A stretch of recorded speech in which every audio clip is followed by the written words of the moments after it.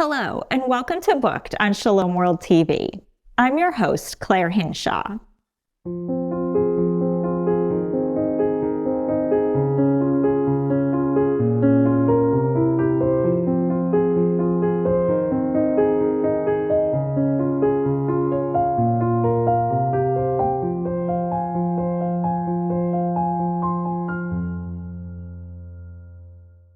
Today we are speaking with Father Cassian Koenemann, author of The Grace of Nothingness.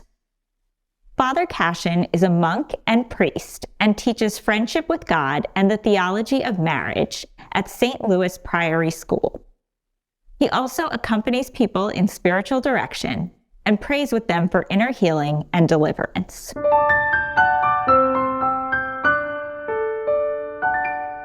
Father Cassian, welcome to Booked. Thank you, Claire. Thank you for having me. Well, it's great to have you on, and I'd like to start off by talking about sort of the main character of your book. Obviously, it's a nonfiction, but it's centered around the theology of Blessed Columba Marmion. So could you tell us a little about him? Sure. So he was an Irishman. He grew up from 1858 and died in 1923. He entered the priesthood, or he entered the seminary in Ireland, and eventually became a priest and started to teach dogmatics, and then had the pull on his heart to join the Benedictines.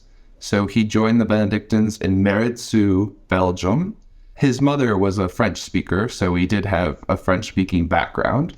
And there, continued to teach in their school, taught in the seminary, and wrote some wonderful books that are all still in print 100 years later, that he's most known for. Now, kind of digging into that a little more, you centered the book around his theology, and he's obviously not someone who's super well known in the church today. At least I'd never encountered him before. So why did you think it was important to present him and his ideas and his works to a new generation and to the church today? Well, I love that he's so tried and true. Not only is he just such a great influence, who's been known for so long and has been a trusted source for so long, but he really worked very hard to find the best sources for his advice. And he did that by grounding it in solid biblical advice. He was a dogmatic theologian, so really grounded it in dogmatic theology very deeply. I think much more deeply than spiritual theologians tend to do so. And then grounded it in the science of the saints as well, and looked for all the great experiences of the saints that matched these various aspects of theology, and then put it all into a package that was easy to understand, and frankly, very well and eloquently expressed as well. Nice. I love what you said there about how it's so grounded and there was so much research that went into it. I feel like there's books today that are just, here are all my thoughts. So it's nice when there's some good backing to a book, to someone's insights. But your book is called The Grace of Nothingness, and that really struck me as kind of an odd phrase. So I'd love if you could explain a little more about what exactly you mean by that. Sure, it is an odd phrase. The saints took it from John 15:5. So there's, in that section of John, you've got the vine and the branches. So I am the vine, you are the branches. Without me, you can do nothing. And the saints kind of took that and switched it to I am nothing over time. And I think Marmion would argue, I would argue, that they did that as they became more comfortable with kind of the theology of grace over time, and attributing all of their gifts to God, of saying, like, he's working through me as an instrument, as Mother Teresa would say, I'm just a pencil in his hands, right? So it's really highlighting that aspect of he's working through us, right? He's transforming each of us, but also then using us as his new ways of reaching this world. And if he does something amazing through any of us, or something every day through any of us, we should give him the glory for it and thank him for those actions in us, The very Catholic way of saying that is those merits in us. It's his merits working in us. That's the very kind of theological way of saying it. And we have to give him the credit for those. And the flip side of the coin is that we can't uniquely attribute it to each of ourselves, right? That we can't say it's uniquely me working. I cooperated with him. Any of us cooperate with him, but that's fundamentally first him working in each of us. So that's John 15:5 with a little bit of the theology around it. But then the flip side is also Philippians 4:13. With him we can do all things. So if we're following him and he's working through us, and if he wants a particular thing to happen through us, well, we should have the confidence that he will, in fact, do that through us, and whatever he hopes to accomplish through us. That's so interesting. As you're explaining that, I'm thinking you're really talking about humility, but it's sort of a different way of presenting it that would catch people's attention. So I really love that. It's taking humility as an expression to its fullest extent, yes. That makes sense. Yes. Well, drilling down a little bit more on that, what would you say are kind of the key points of Blessed Columba's theology that you're trying to impart to the reader, and how can that help in one's spiritual life? Well, his practical advice is threefold. It's to tend to God in himself, which I think includes all those standard ways of living out our Christian lives that we take for granted, right? That's kind of the basis for any spiritual advice, that you're living a sacramental life, that you're living a moral life, all that type of stuff. But you're also aiming at, say, union with God, with all that we know of the universal call to holiness, that he wants each of us to be saints. And a very great principle for Marmion is 1 Thessalonians 4:3b. This is the will of God, your sanctification. That he's actively trying to get Clare to be a saint, and that he's reworking that project as many times as possible, as many times as it needs to be reworked, for the fullness of all that Clare has left in this life that he wants to work through her. And we need to tend towards that. We need to aim towards that. So that's the first one. And then his practical advice that builds upon that is that we should accept our unworthiness or our nothingness, if you want to use that more stark term, but that, we're dependent upon him. That we're really, if we're going to do anything along the lines of holiness or supernatural merits worthy of heaven, it's through him. It's not through us. That doesn't deny our natural goodness and our natural talents and gifts that he's given us. But it notes that for those really amazing things that have something to do with heaven and heaven working through us, it's God that's doing that. And we need to acknowledge that and to lean on him, to really lean on him to do those things. And then the third practical advice for the spiritual life is to have confidence that he will complete the process.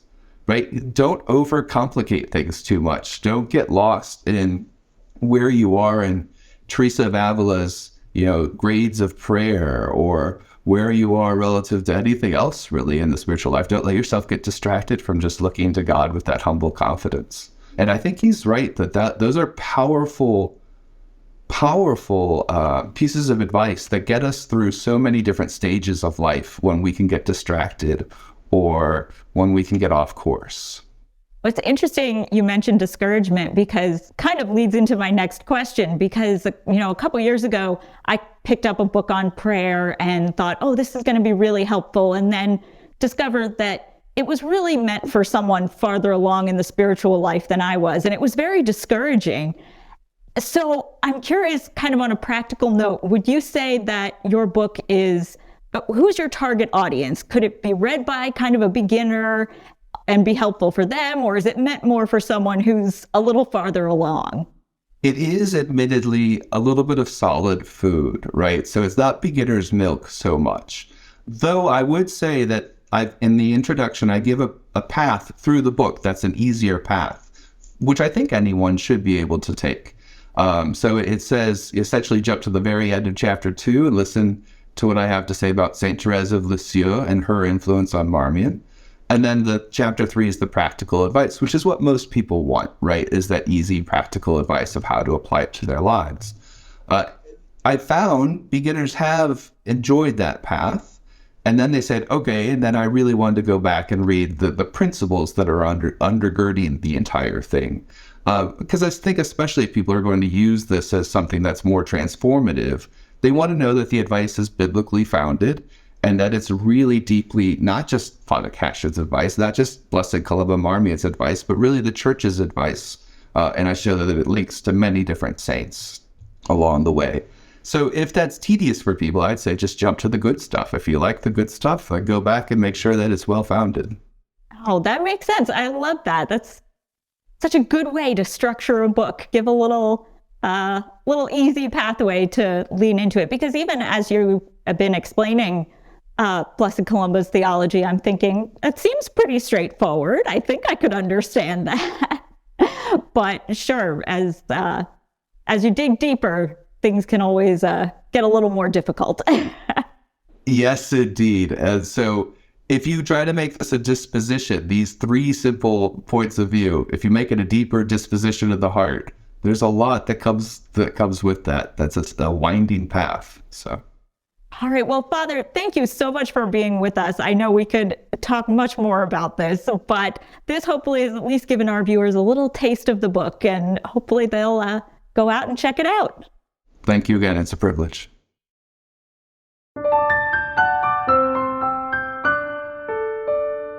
So I've chosen a section from early in chapter 3 of my book, and I believe it gives the context for Marmion's practical advice on the spiritual life. Those struggling with self-reliance can also struggle with attributing God's graces to themselves. In attributing God's actions to ourselves, we produce a distorted sense of self-worth. This distorted sense of self-worth produces a sense of entitlement. From this sense of entitlement, we seek to possess some desired object. When we fail to obtain our desired object, we often judge ourselves harshly by the world's standards and lose the peace that leads to union with God. In a subtle reorienting of the Christian path, we develop, perhaps unconsciously, new motives for our external conformity to Christ's actions. In this reorienting process, we thwart the action of grace in our lives even more. And after long periods of forestalling grace, we become enmeshed in ever deeper self-reliance that eventually leads to bitter, discouraging feelings. In order to help his friend to avoid these pitfalls, and to avoid advancing but rather limpingly, in his phrase, Marmion recommended she should accept her nothingness. This recommendation, in his opinion, would help her to advance very quickly, for therein she would turn more easily and more often to God for help. Yet to turn this recommendation into a transforming experience, she needed to make of it a deep disposition, and Blessed Columba warned her that to do so would entail a great deal of personal sacrifice. Quote, "But before reaching this second state, there is much to suffer." What exactly did she need to suffer? First, she needed to develop both a deeper self-knowledge about the ways in which she was diverting into the trap of self-reliance, and a greater constancy against the temptations that had provoked those falls. Second, she needed to undertake active ascesis to root out the attachments identified by her attentiveness to these traps. To be specific, she needed to root out the great prizes of which she had felt deserving, or of which she had hoped to become deserving. Is it ever enough? Third, she needed to accept that God needed to complete the process in his own ways. For God must first make the soul feel that she is nothing and can do nothing. While the practice can begin as an active one, in which you try your best to deflate your inflated self-worth and remove the sense of entitlement and possessiveness that follow from it, you cannot complete this transformation on your own. This disposition can only be achieved in its fullest sense after you have suffered passive purifications brought by God.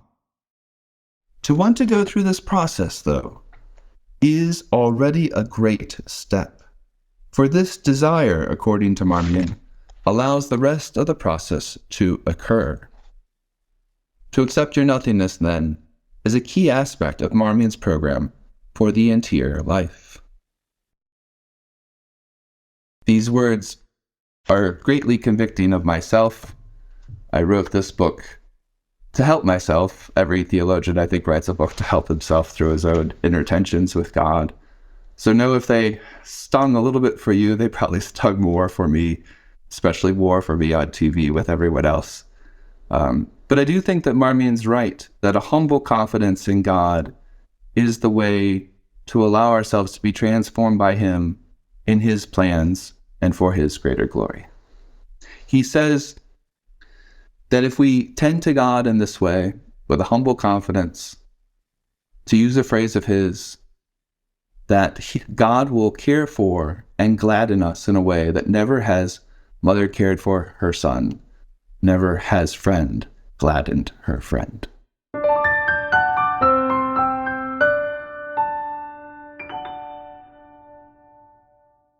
For me, it was The Lion, the Witch, and the Wardrobe by C.S. Lewis. In it, there's a little boy, and I was a little boy at the time, who had made a mistake, and the character Aslan, who's a great lion who represents Jesus, had to die on behalf of the little boy to save him from the mistake and bring harmony again to the world. So that was the first time a book really touched my heart and moved me to start reading the whole series and more books.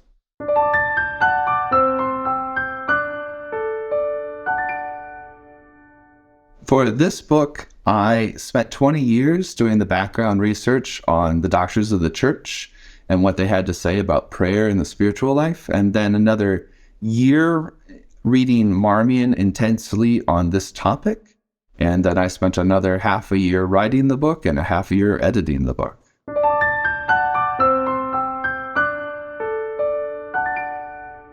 For me, it's The Imitation of Christ by Thomas à Kempis, which I've brought here with me. I wanted to show you the tape that's on the binding. That's a wonderful book that has wonderful meditations.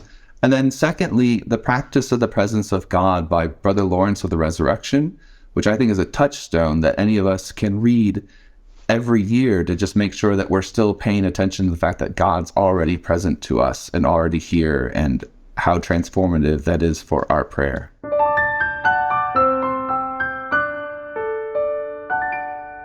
I think it's about learning from other people and connecting with other people. And I learned that most of all after becoming an author. For some reason, I thought that writing a book would help me to connect with others, and it has. But I really realize now that it's more, in listening to others that we really connect with others.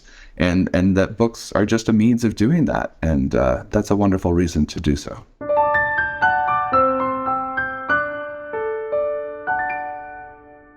For me, it was twofold. That Saint Therese of Lisieux had an influence on Blessed Columba Marmion. And in fact, Pope Pius XI consulted Marmion in particular about whether he should beatify Saint Therese of Lisieux. Like, he didn't know whether to beatify this little young 24-year-old from French-speaking Catholicism, and here was the great of French-speaking Catholicism on spirituality. So he consulted Marmion, and I have the letter that Marmion sent back saying, yes, indeed, you should beatify her for these reasons. And then secondly, that Blessed Columba Marmion had such a great influence on Mother Teresa of Calcutta. So I show the thread kind of from Therese to Marmion to Mother Teresa, who took the name Teresa because of Therese, and how that on this topic in particular is a link between the three of them.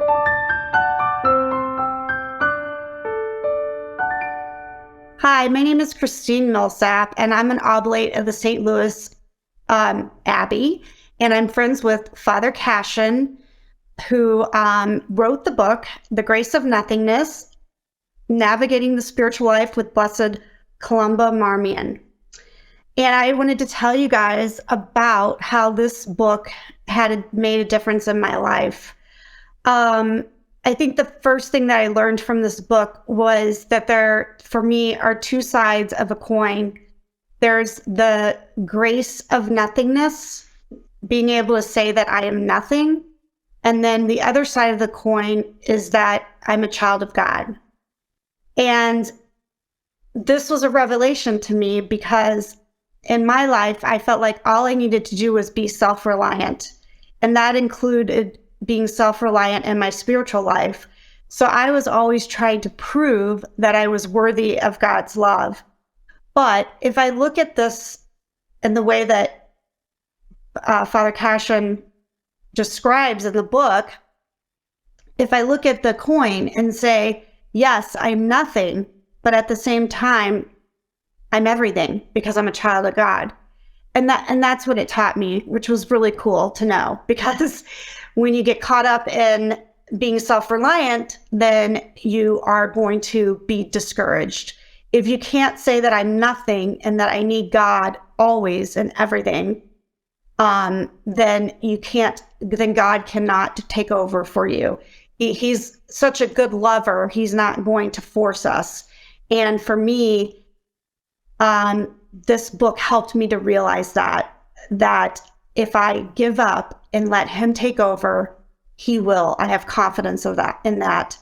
And that was just a beautiful thing to learn about God's love. And it even took me to tears at one point. I told Father Cassian I was just bawling at one point because I realized how much God loves me and how, yes, I'm nothing compared to him. I'm just a grain of sand.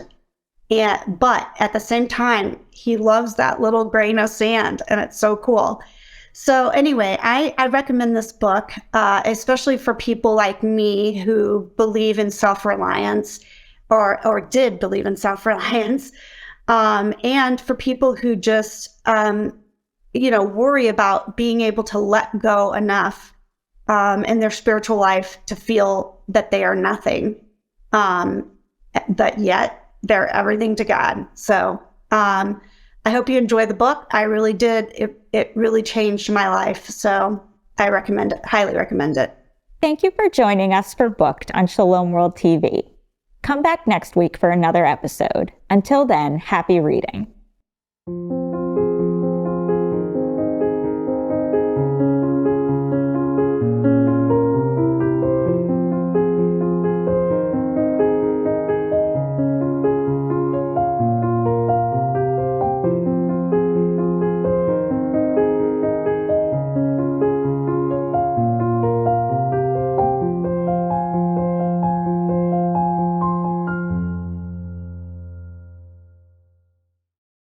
My life is a miracle. Every child has a story of God's love to share. Shalom World, tune into God's love story